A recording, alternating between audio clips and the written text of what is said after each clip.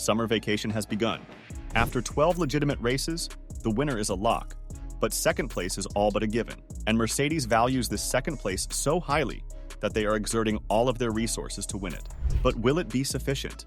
George Russell, who finished 6th in the Belgian Grand Prix, referred to a notorious quote from the 2022 Formula One season, in which he remarked that bouncing put his Mercedes on a knife edge in qualifying and complicated his Spa weekend. Have Mercedes' engineers over-engineered their vehicle to the point where porpoising has returned? "We suffered with a huge amount of bouncing today," said Russell. "A number of teams did, maybe not as severe as we did. Still, obviously a bit of a shame to see that as a sport at the pinnacle of motorsport, the majority of teams are still struggling with bouncing. I hope something can be solved in that regard in the future."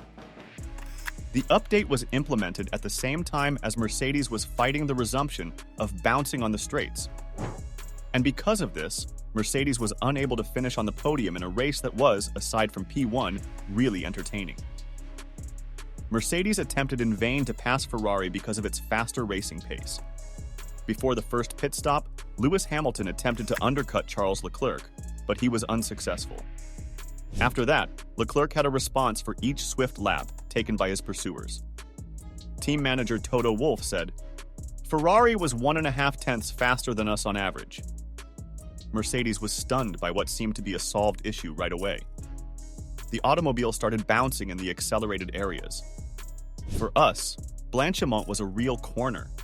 Our drivers had to get off the gas. The bouncing continued into the braking zone afterwards," Wolff said. It remains to be seen whether this was a result of the update. Maybe we still need some fine-tuning on the underbody, but in principle we are on the right track with the upgrade. But this also has to do with whether or not specific circuits match a car's genetic makeup. Ferrari has consistently performed well in Spa.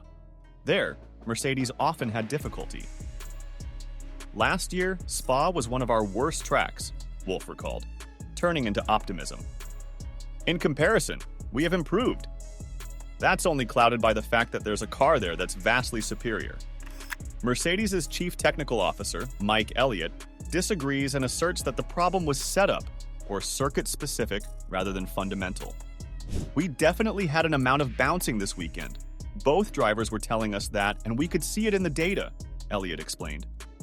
"It definitely affects the performance of the cars because it affects the driver's ability to extract the maximum grip from the car, it affects their balance, and it affects their ability to get their braking points right. So that is something we will be working on for the future." The question we need to ask ourselves is, how much of it is just the circuit we were at in Spa, and how much is to be found in setup because obviously it was a wet race weekend, a weekend where we had no dry running up until the point we were actually racing. We will also take a really good look at the upgrade kit and make sure that we've not introduced bouncing with that. But at the moment, our belief is it is probably a result of setup or the circuit itself. Wolff describes how greatly the team's weekend had been ruined by the phenomenon that it had thought it had mastered reappearing, and he believes the team needed to find answers quickly. "The main limiting factor was the bouncing. The car was just bouncing literally on every straight," explained Wolff. "Even Blanchimont was a corner where Lewis had to lift, and it is an easy flat normally. So, you're bouncing on the straight, you overheat the tires under braking, and that is a vicious circle. It was the main limiting factor this weekend. It's frustrating to check out for the holidays like this, but the next few days we've got to understand more based on the data. The bouncing Russell felt is clearly upsetting, and he is right to be. The answer to this conundrum, though, lies not with the laws but with Mercedes, which has yet to properly comprehend these rules and optimize the performance of the car within the inherent constraints that such ground effect automobiles impose." One of the pivotal moments for Mercedes in Belgium occurred in Q3 of the sprint shootout, when George Russell and Lewis Hamilton got into a wheel-to-wheel battle on the final try, wasting the chance to turn in a strong lap and improve their starting position. The opportunity to produce an excellent lap and enhance their starting position. George locked up at turn 1, but finished his lap, causing Lewis Hamilton, who was right behind him, to temporarily raise his foot and abandon his lap on the Kemmel straight. When there are variable track conditions, which dry out, what you want is to do the best lap at the end of the session. So it's a question of going out on the track and setting useful lap times. But above all, making sure to cross the finish line at the last possible moment with the tires in the right window of use. In an effort to explain what happened in the Mercedes pits, Mike Elliott asserted that team driver communication, rather than communication between Russell and Hamilton, was the main problem. There were a lot of cars in the last corner trying to give each other space, and we had to cross the finish line before the session was over. We, therefore, asked the drivers to speed up the pace. But in the end, we found the two cars too close. This has also happened to other machines. We weren't the only ones to have problems of this type. This, unfortunately, meant that we couldn't do the lap we wanted and get a better result in the sprint qualifying.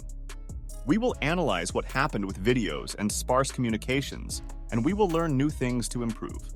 In fact, the W14 didn't make much progress in the sprint or on Sunday, and Hamilton and Russell's weekend was imperiled by an unexpected return of porpoising. After an effort of a year and a half and the conviction that the issue has been resolved, returning to jumping in high-speed corners is not a promising sign. On the other side, Mercedes seems to be thinking quite well, and the upcoming races in Holland and Monza will provide them the information they need. Wolff believes that Belgium's modifications may have played a role in the bounces returning, but he is still certain that the squad made the right choice in putting the present emphasis on development. "We've got to analyze it," he said. "There is so much hard work that's been going on for the upgrade. The aero guys and the operations to deliver that upgrade, you've got to take your hat off to them. I think the floor could have been the reason why we've been bouncing, but we're going to see it in the data. And maybe there's something that we need to find, because I still believe the direction that we're going now is the right one." Mercedes should be worried, though, as Hamilton noted that his Formula One car was bouncing during the race, a problem that the team struggled with in the first season after switching to ground effect vehicles. Mercedes was one of the teams most affected by porpoising at the beginning of last season, and it was still having trouble with bouncing as it tried to make its zero-pod concept operate. Midway through the season, Mercedes made significant changes to the design of their Formula One car, and Hamilton expressed worry that the team was back to the bouncing like we had last year. "I think it was kind of a non-eventful race. There wasn't much really going on. I wasn't able to keep up with the cars ahead of me," Hamilton said. "I struggled at the beginning. Rear end is our biggest issue. Then we had big bouncing this weekend, so we are back to the bouncing like we had last year. So at the end, I was keeping the Ferrari within a few seconds, but I couldn't get any closer to that battle. Then, to get the fastest lap at the end, it was nice to have the gap to the car behind. It was decent. But it was gusty today, and it was very difficult out there, and difficult to keep it on track." What do you think of Mercedes' most recent improvements? Will they transform them into a surefire contender for the podium in the second half of the season? Or perhaps even help them win a few races? Please share your opinions in the comments section below.